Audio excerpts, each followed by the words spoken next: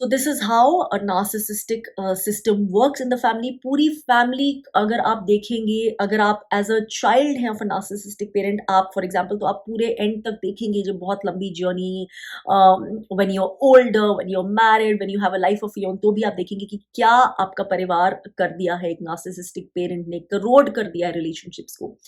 Trust जो लोगों का होना चाहिए था आपस में, जो बॉन्ड्स टूट चुके हैं, बर्बाद हो चुके हैं, खराब हो चुके हैं, डिस्ट्रक्ट हो चुके हैं। In many cases, also because of self-sabotage of people who allowed themselves to be influenced by the narcissist, यानी कि जिन्होंने अलाउ किया नार्सिसिस्ट से इन्फ्लुएंस होने को, मतलब एक तरह से डायरेक्टली इनडायरेक्टली उन्होंने भी नार्सिसिस्ट को सपोर्ट किया, क्योंकि वो ट्रूथ में नहीं खड़े रहे। उन्होंने जैसे भी लगा नार्सिसिस्ट को कि इनको इन्फ्लुएंस कर सकते हैं, उनकी वल्नरेबिलिटीज के अकॉर्डिंग, उनकी वीकनेसेस के अकॉर्डिंग, उन्होंने नार्सिसिस्ट को सच प्रूफ किया, क्योंकि वो इन्फ्लुएंस हो गए उन चीजों से। उन्होंने अपने आप को सरेंडर कर दिया एक तरह से कि हमारे में पावर नहीं है, या हमें लगता है ये तो सच बोल रहा है, या हमारा फायदा यही है कि हम इसके साथ ही चले, इसकी हाँ में हाँ मिलाएं। तो इस तरह से फैमिली सिस्टम्स चलते हैं, कभी भी अकेले नहीं चलते नार्सिसिस्ट के दम पे। और इसीलिए मैं बोलती हूँ, you standing in your truth is far more powerful than anything else the narcissist will ever have to face. तो हाँ, ये सच है कि narcissist is like that devil satanic force in a family system. और हर परिवार में जब अर्थ के अक्रॉस हम देखें, बहुत सारे ऐसे नार्सिसिस्टिक फैमिली सिस्टम्स होते हैं। यही एनर्जी एक one of the corrupt energies है जो इस अर्थ की वाइब्रेशन को लो करती है। बाय द वे, अगर आप एक अडल्ट चाइल्ड हैं ऑफ पैथोलॉजिकल नार्सिसिस्टिक पेरेंट, तो do check out the details of my new breakthrough coaching more than surviving, जो कि अब से हर वीडियो के नीचे दी जाएगी। अगर आप जेन्युइनली सीरियसली इंटरेस्टेड है काम करने के लिए, वो फाइनल ब्रेक थ्रू जर्नी के लिए, अपनी साइकोलॉजिकल मेंटल इमोशनल पावर वापस लेने के लिए from the effects of childhood narcissistic abuse from a narcissistic parent, तो आप सारी डिटेल्स पढ़ने के बाद मुझे ईमेल कर सकते हैं at antasar@gmail.com for the rest of the details, including cost, including the options available for group coaching and personal coaching. अंग्रेजी की एक कहावत है, one rotten apple spoils the whole basket. Hindi में भी कहते हैं, एक गंदी मछली सारे तालाब को गंदा कर देती है। आई थिंक इन दोनों स्टेटमेंट से, फ्रेजेस से ज्यादा कुछ भी और स्पष्ट नहीं है, सच नहीं है, जब हम बात करते हैं of a single pathological narcissist with in a family system.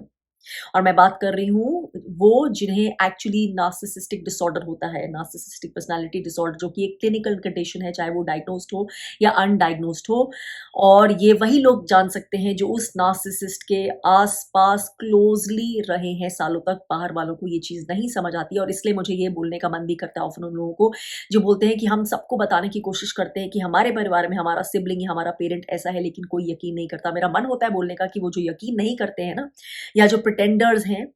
या जो डिसमिस करते हैं या ट्रिवलाइज करते हैं, उनको प्लीज कहिए कि ज्यादा नहीं, अपनी जिंदगी का बहुत लंबा चंक नहीं, 6 से 8 महीने ही आप सिर्फ अपने आप को समर्पण की भावना से इस नार्सिसिस्टिक इंसान के साथ, उसकी छत के तले, उसकी कंडीशंस में, उसके पावर के अंडर रहकर दिखाइए।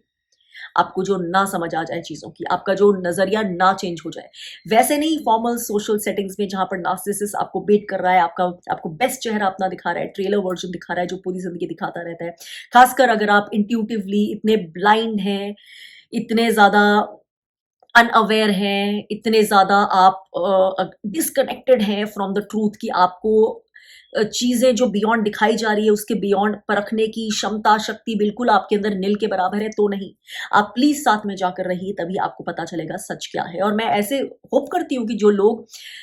ये चीज़ों पर यकीन नहीं करते हैं ना, या उँगली उठाते हैं, उनको उनकी लाइफ में चाहे लेसन के तौर पर ही कि उनकी बुद्धि खुले, ऐसे थोड़े से लोग मिलें ज़रा जीवन बिताने के लिए साथ में, ताकि उनकी जो ये जो प्रिटेंस है ना, या जो नेगेशन है,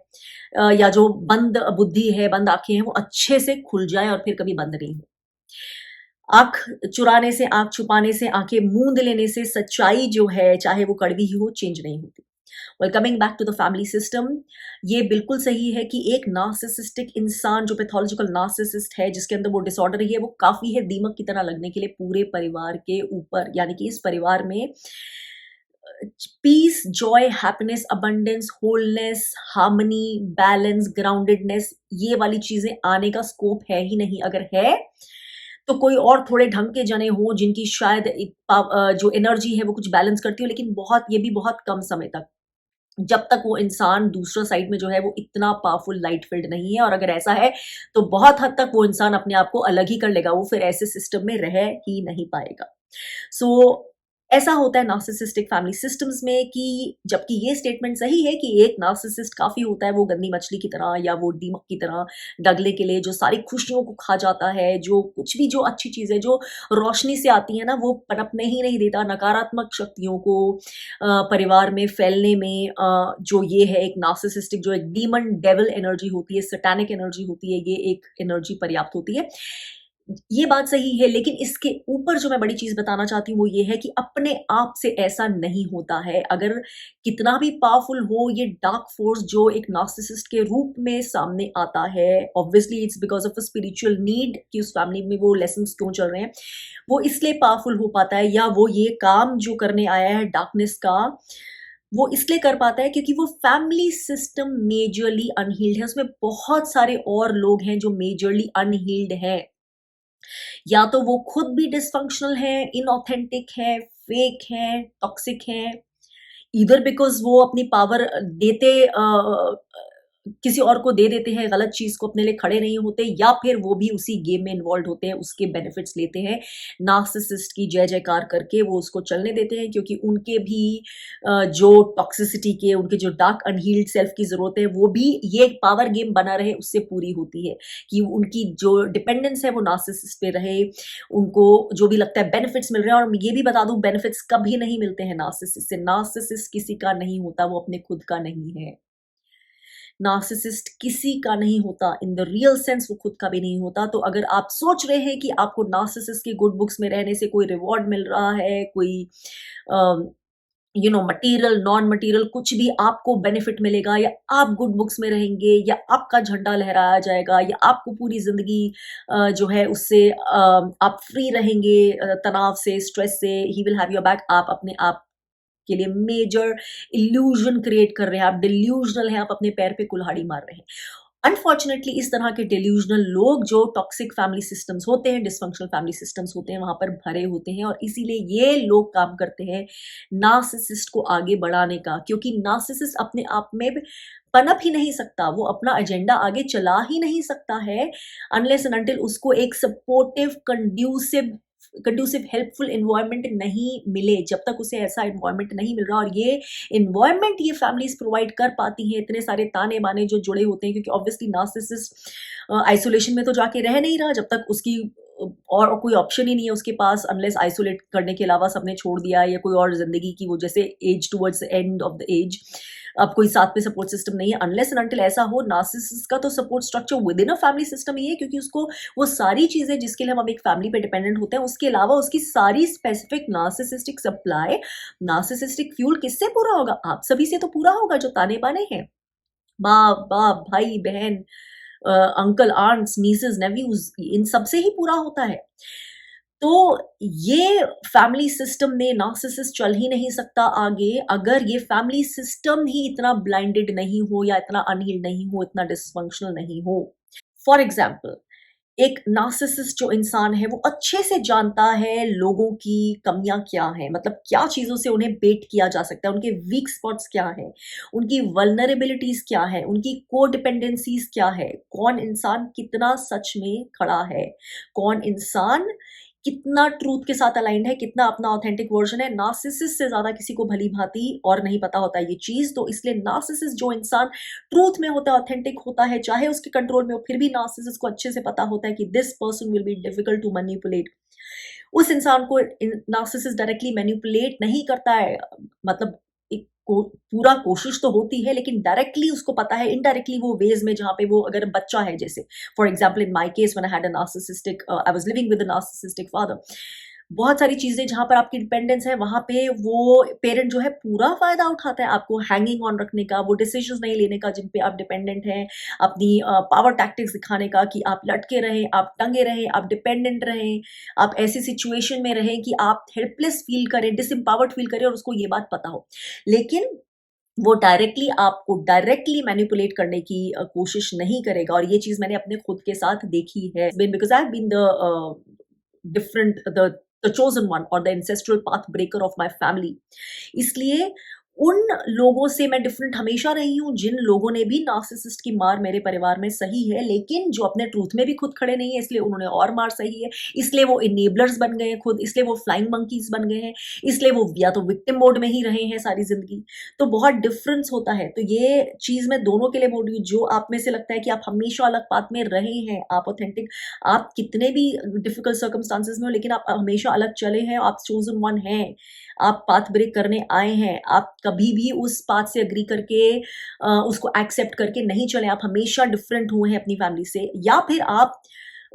एक जनरल विक्टिम हो जो नार्सिसिस्टिक अब्यूज के होता है, बाकी सबके जैसे आप चीजें एक्सेप्ट कर रहे हैं, विक्टिमहुड मान रहे हैं, नार्सिसिस्ट से दूर रहते हैं, उसको खुश करने की कोशिश करते हैं, या ज्यादा हाथ पैर नहीं मारते हैं, ज्यादा बुलंद से अपनी आवाज नहीं उठाते हैं। आपको पता है, आपको लगता है ऐसे कुछ नहीं हो सकता, तो आप होपलेसनेस में, डिस्पेयर में आपने गिव इन कर दिया है, और आप एक एवरेज नार्सिसिस्टिक अब्यूज के विक्टिम की तरह ही अपनी जीवन को जिए जाते हैं, आवाज उठाए बिना, अपने लिए खड़े हुए बिना। तो मैं ये बोलना चाहती हूँ कि ये दोनों ही तरह के इंसान नार्सिसिस्ट के आसपास होते हैं। तो जब आप अपने ट्रूथ में होते हैं, नार्सिसिस्ट आपको इतने अच्छे से मैनिपुलेट नहीं कर सकता है। तब वो कोशिश करता है कि आपके आसपास के लोगों को मैनिपुलेट करे, क्योंकि ज्यादातर अधिकतर लोग तो अपने ट्रूथ में नहीं होते हैं। तो वो ऐसे जो लोग होते हैं जो खुद ही इनऑथेंटिक हैं, वो सबसे ज्यादा आसान है, मैलेबल है, कच्ची मिट्टी की तरह है इस नार्सिसिस्ट के द्वारा मैनिपुलेट होने के लिए, जैसे वो चाहता है वैसे ढलने के लिए। उनको पता भी नहीं चलेगा, और वो उस तरह से नार्सिसिस्ट के गेम में, उसी के सपोर्ट सिस्टम में उसका साथ देने लग जाएंगे। तो इस सिचुएशन में नार्सिसिस्ट उन लोगों को भी जैसे कान भरता है आपके अगेंस्ट, धीरे धीरे धीरे धीरे, ये धीरे धीरे स्लो पॉइजन की तरह, उन लोगों को तो फटाफट कान भर देता है जो उसको पता है कि आपको लाइक नहीं करते हैं। ठीक है, वो तो तैयार बैठे हैं कि हाँ, थोड़ा सा नार्सिसिस्ट बोले सही, वो हाँ में हाँ मिलाएंगे, या वो स्टोरी लाइन में थोड़ा सा और फीड ऐड करेंगे। And the narcissist, these people are very easy for the narcissist to get on the own side in the game. कुछ लोग होते हैं जो नार्सिसिस्ट को पता है कि नहीं, आप के लिए अच्छा सोचते हैं, या सॉफ्ट कॉर्नर एटलीस्ट है, लेकिन वो वीक है, वो अपनी स्ट्रेंथ में नहीं रह सकते, वो कान के कच्चे हैं, या वो उनकी इनर स्ट्रेंथ इतनी नहीं है, या वो एटलीस्ट इतने वल्नरेबल हो जाएंगे कि वो ऐसे नहीं तो ऐसे कान पकड़ के घुमा के चीजें जब धीरे धीरे धीरे धीरे ओवर टाइम करने लगेगा, तो वो उसकी बात से सहमत होने लगेंगे, अपना ओपिनियन बिना जाने, बिना समझे, बिना सोचे, बिना अपनी इनर वॉइस से, बिना ट्रूथ से कनेक्ट हुए चेंज करने लग जाएंगे नार्सिसिस्ट के कहे। तो दीज आर सम एग्जाम्पल्स कि ऐसे करके कैसे पूरा सिस्टम गंदा होता जाता है, जहां पे ट्रस्ट, प्यार, loyalty, love, balance, health, wholeness पूरे परिवार के लिए पनप सकती थी। यही नार्सिसिस्ट अगर कोई इस तरह का इंसान होता, विजडम वाला पेट्रियार्क या मेट्रियार्क, जिसमें विजडम है, जिसने जिंदगी असल में जी है, जो इंटेग्रिटी से, सॉलिड स्ट्रेंथ ऑफ कैरेक्टर से, राइट एक्शन से, जिसमें एम्पैथी भी है लेकिन डिसर्नमेंट भी है राइट एक्शन की, उस तरह से जीता है, तो सोचिए उसका असर क्या होगा फैमिली के हर इंसान पर, क्या असर होगा उसकी फीड का, उसकी एडवाइस का, उसकी गाइडेंस का, उसकी ग्रेस का। अब वही चीज सोच लीजिए कि नार्सिसिस्ट है, इस फैमिली को हेड कर रहा है, या हेड नहीं कर रहा तो कोई सिबलिंग है जो डीपली इन्वॉल्व है फैमिली लाइन में, और पेरेंट, इस केस में पेरेंट्स इनेबलर बने हुए हैं, पेरेंट्स की इतनी स्ट्रेंथ नहीं है, पेरेंट्स बेट में आ जाते हैं। पेरेंट्स जो है एक जो नार्सिसिस्टिक सिबलिंग है, अपना एक नार्सिसिस्टिक बच्चा, उसके कहे में आ जाते हैं, उनका वीक स्पॉट है वो चाइल्ड, इसके कहे वो अपने बाकी के फैमिली जो बॉन्ड्स हैं उनको खराब कर लेते हैं, अपने बाकी के बच्चे जो मे बी ट्रूथ में भी उनके साथ अपनी बॉन्ड खराब कर लेते हैं। तो ये समझने वाली बात है कि चाहे उस नार्सिसिस्ट, जो एक एडल्ट नार्सिसिस्ट है, चाहे उसकी कोई भी एज हो, as a parent, as a sibling, as an aunt and uncle, उसका क्यों इतना ज्यादा पावर बढ़ती जाती है, क्यों वो इतना सक्षम होता है बाकी लोगों को इन्फ्लुएंस करने के लिए और नेगेटिविटी क्रिएट करते जाने के लिए फैमिली में, क्योंकि वो फैमिली सिस्टम ही अनहील्ड है। वहां पे लोग खुद ही इतने अनहील्ड है कि वो अपने लिए सच और गलत, सही और गलत की पहचान नहीं कर सकते हैं। वो इतने वल्नरेबल हैं, इतने वूंडेड हैं, इतने वीक हैं, इतने इनऑथेंटिक हैं, खुद भी इतने फेक हैं, या इतने मटीरियलिस्टिक हैं, अंदर की उनकी दुनिया जो आध्यात्मिक सच है उससे कनेक्टेड ही नहीं है, अपने हार्ट सेल्फ से कनेक्टेड ही नहीं है, खुद भी इतना उनको जो फीड बाहर से मिलती है, कान के कच्चे गॉसिप हो रहा है, गलत चीजें हो रही हैं, किसी ने स्टोरी को ट्विस्ट करके बता दिया, तो खुद ही उन्हें वो चीजें जो हैं इतनी ज्यादा ड्रॉ इन कर लेती हैं, because that lack of light within, the lack of self awareness, कि वो जो चीज चाहिए, पूरा स्ट्रक्चर चाहिए, जो फाउंडेशन चाहिए नार्सिसिस्ट को आगे बढ़ने के लिए, वो अपने आप को प्रोवाइड करते जाते हैं। क्योंकि प्लीज फिर से ध्यान रखिए कि नार्सिसिस्ट कितना भी, चाहे वो रॉटन एप्पल हो, वो अकेले नहीं चलते जा सकता, वो अकेले सब कुछ जो आपको लगता है अचीव कर लेता है, बॉस बन जाता है, वो पॉसिबल ही नहीं है। और हो सकता है आप भी उन इंसानों में से हो जिन्होंने ऐसे समय में नार्सिसिस्ट को सपोर्ट किया है, जाने में या अनजाने में। फॉर एग्जाम्पल, हो सकता है कभी आपको लगता हो कि नार्सिसिस्ट इतना इतना डरते हो कि आपको लगता है किसी दिन उसका मूड अच्छा है या किसी दिन आपकी कोई बात से वो खुश है या प्रेस करती, तो आप इतना उसके लिए झुक जाएं, इतना खुश हो जाएं कि आप तैयार हो जाएं कि ये रिपीट के लिए, ये जो मैंने आज ऑन किया ना, रिपीट के लिए मैं कुछ भी कर दूंगा या कर दूंगी। अगर मुझे इसको किसी और को भेंट भी चढ़ाना है ना, अपने किसी सिबलिंग को भेंट भी चढ़ाना है या किसी और को भेंट चढ़ाना है, उनकी चुगली करनी है, या मुझे बचे रहना है कि मेरे पे इसका गुस्सा नहीं निकले, इसलिए किसी और पे अटेंशन भी डिफ्लेक्ट करनी है, इसकी बात अगर ये बता रहा है किसी और के बारे में नेगेटिव बोल रहा है तो हाँ में हाँ मिलानी, वो मैं कर दूंगा। तो ऐसे करके और इस तरह के बहुत सारे तरीकों से आप भी वो सिस्टम को सपोर्ट कर रहे हैं, उसको पनपने में, उसको पलने में, बढ़ने में आप भी मदद कर रहे हैं। आप भी अपनी आने वाली जनरेशन्स के लिए वही कर रहे हैं जो शायद आपकी पीछे वाली जनरेशन्स ने किया था, जिसकी वजह से ये सिस्टम आज भी चले जा रहा है।